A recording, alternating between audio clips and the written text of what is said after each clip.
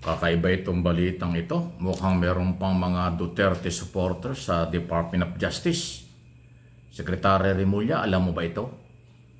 Aba, yung pong mga prosecutors ay nag-file pa ng motion for reconsideration, parang gusto pa nilang baliktarin yung final decision ng Regional Trial Court ng Muntinlupa sa acquittal, dismissal ng mga kaso ni Congressman-elect Laila de Lima.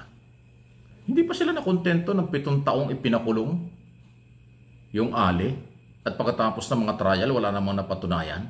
Nagdesisyon na ang korte na acquittal na. Ngayon hinahabol pa rin nila. Kaya nagtatanong tayo, baka may mga Duterte supporters pa rin sa DOJ na mga prosecutor. Kaya alamin mo nga ito, Secretary Remulla. Bakuran mo yan may balita pa naman na baka ikaw ay mapunta sa Office of the Ombudsman dahil nag-apply ka. Bago ka umalis dyan, linisin mo muna ang departamento mo. Mukhang meron pang mga galaw na ganyan. 2 beses na po nag-decide ang RTC ng Muntinlupa na acquittal si Congresswoman de Lima. Yung unang desisyon na acquittal na inaapila nila ng kabilang kampo sa Court of Appeals. Ano ang sabi ng Court of Appeals? Ibinalik at pinapaayos yung order, yung desisyon. Hindi naman pinababago. Hindi naman sinabing retrial ulit. Ang sabi, ayusin lang yung kanyang desisyon ng RTC judge ng Muntinlupa. Ginawa naman ng judge ng Muntinlupa, inayos. At yung pag-aayos ng kanyang order ay katulad din ng dati niyang ginawa. Acquittal si Congresswoman Laila de Lima. Dating senador, dating Justice Secretary, na dati rin chairman ng Commission on Human Rights, na ipinakulong ng Duterte administration.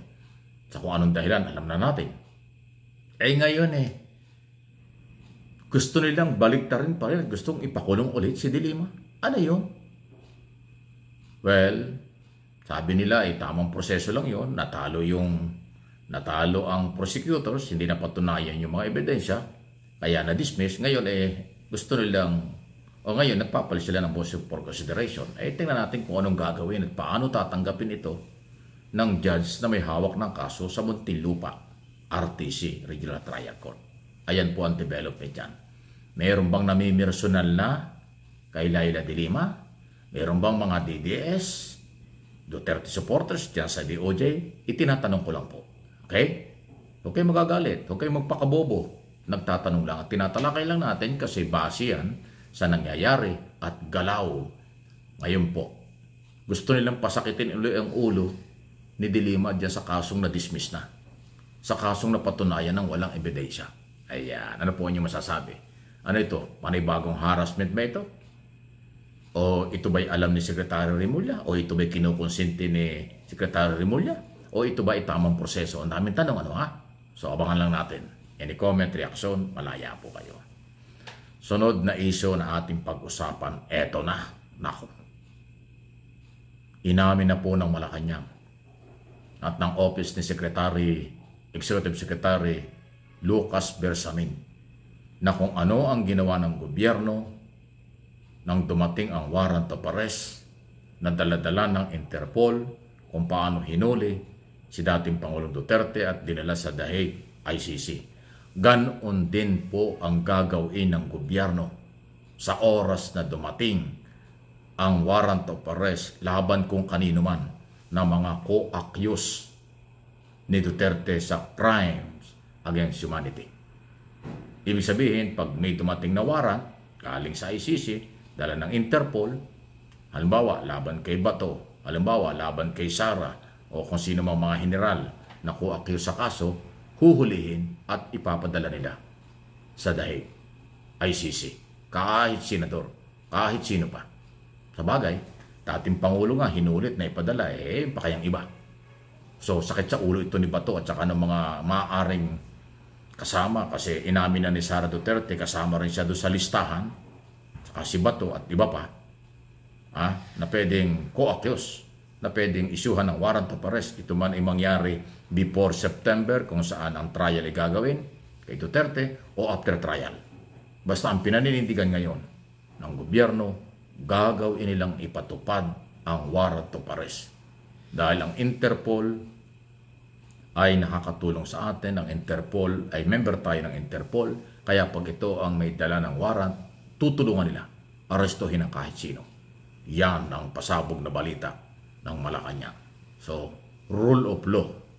Under Republic Act 9851 ba yun? O ano ba yung batas na nagsasabi kung paano hinuhuli, tinuturn over nila ang isang Pilipino yan sa ICC. Gagawin nila yon. Kaya magtago na. O huwag na kayo magtago. Umarap na lang kayo.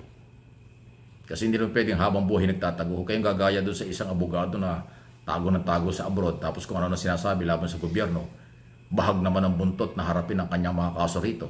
Kaya sabi ng kanyang dating kasamahan sa gabinete ng nakaraang gobyerno, magpakalalaki na lang. At siya naman ang sumira sa kanyang buhay at sarili.